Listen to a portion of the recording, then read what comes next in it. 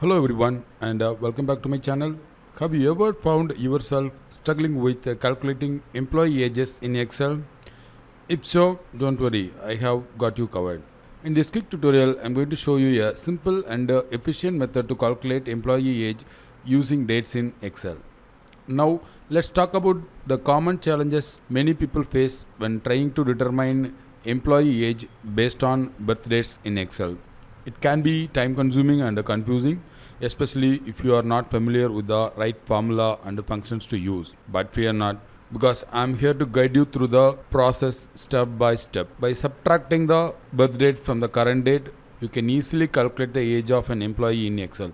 It is a straightforward process that can save you a lot of time and effort.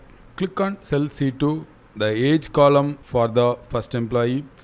Enter the following formula: equal to DATEDIF, open the bracket, select B2, comma, today, comma, double quotation, Y, double quotation, close the bracket, click enter.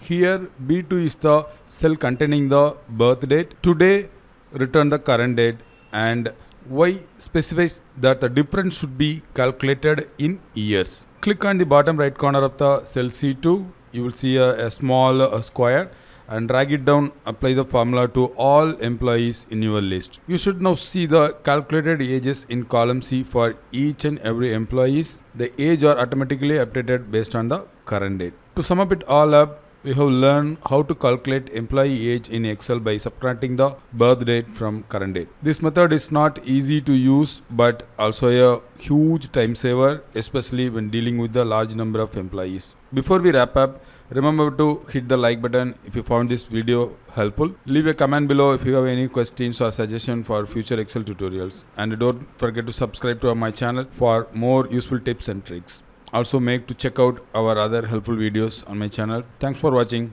Bye bye.